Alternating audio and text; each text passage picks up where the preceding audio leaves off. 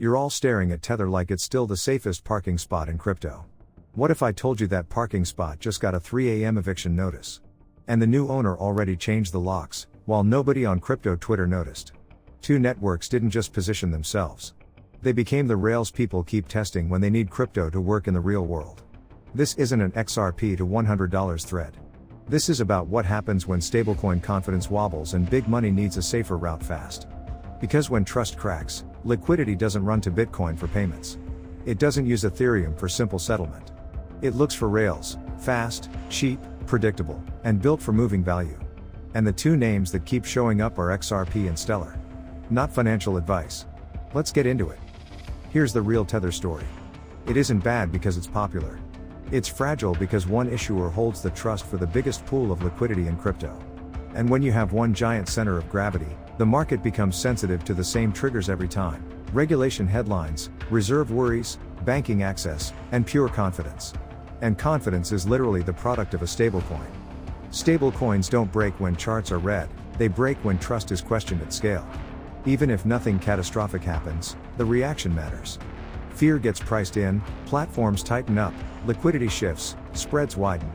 So the real question isn't will Tether die? The real question is, where does liquidity prefer to live as rules get stricter? Now zoom out. If you're a bank or regulated payment company, you don't care about memes.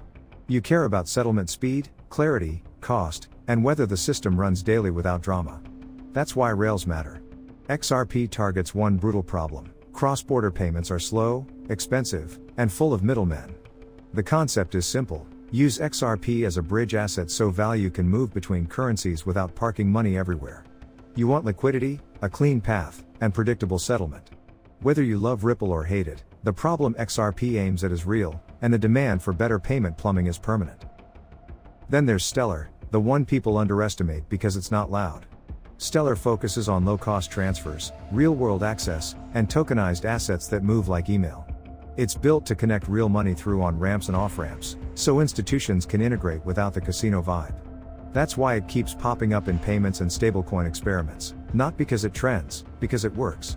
So the pattern is clear. XRP leans into liquidity bridging. XLM leans into connecting money and assets. Different angles, same direction: infrastructure over hype. Markets don't reward best tech. Markets reward what becomes standard. That's why ISO 20022 gets mentioned. It's a financial messaging standard, not a magic pump button. But it matters because standards create a filter. Systems that fit regulated finance get more testing, more pilots, more pathways to adoption. So when people say ISO coins, they really mean, which networks match a world that demands structured data, compliance, and auditability. Now imagine a liquidity migration. Not doom. Not collapse tomorrow. Just a world where institutions prefer stablecoins with clearer oversight. In that world, liquidity doesn't vanish. It relocates. And when it relocates, it chooses speed and certainty.